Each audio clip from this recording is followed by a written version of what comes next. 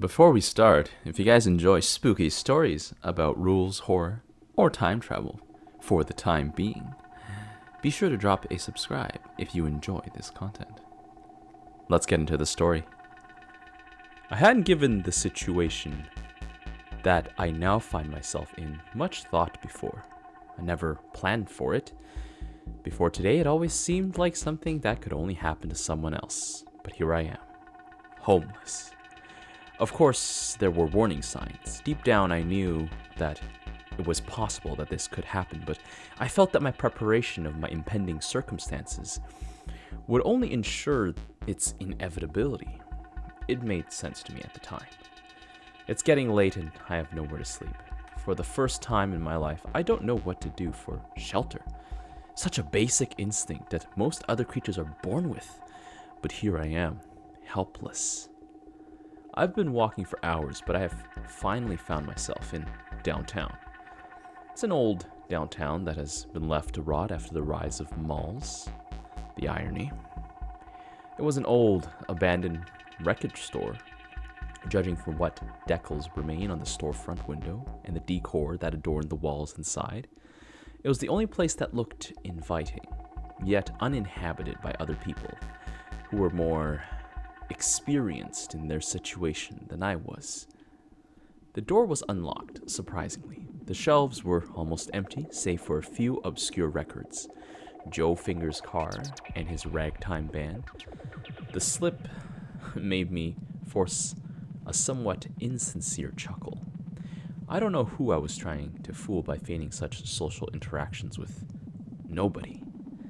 Behind the counter, there was a door that led to what seemed to be an office. There's not much in here, just a big desk and a couple of tall file cabinets. One had been knocked over and was leaning on the other, but has yet to complete a full domino effect. I found a bundle of newspapers under the desk. It's too dark to try to read them or date them, but judging by how brittle they are, I'd guess they are a couple of decades old. I used one of them to dust off the desk and several others to make some sort of blanket. The rest of the bundle served as a pillow. The desk seemed like the best place to sleep, less of a chance of waking up to things scurrying across my body to get from one end of the room to the other. The newspaper rustled as I was trying to keep them all contained on top of my body. But when I am all situated and my squirming stopped, a deafening silence fell over the entire building.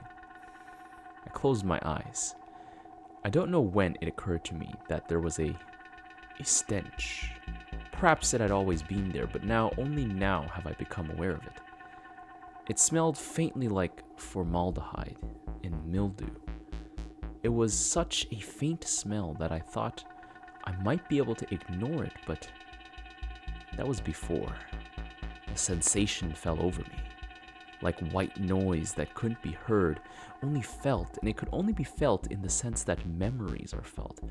I could only feel it in my mind. I've felt this before. It's the feeling of someone watching me. I open my eyes and dart them around the room. It's very dark, but it's not pitch black.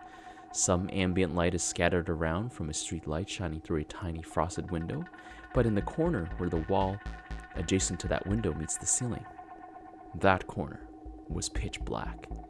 It's the only spot in the room that I couldn't see at all. I tried to focus my eyes on it. It seems to be larger than it was when I first noticed it. I try to play it off as perhaps my eyes just haven't adjusted yet from glancing from the window to that corner. I close my eyes again. The stench is getting heavier. It's sickening and becoming more and more difficult to ignore. I entertain the idea of getting out and finding someplace else to sleep.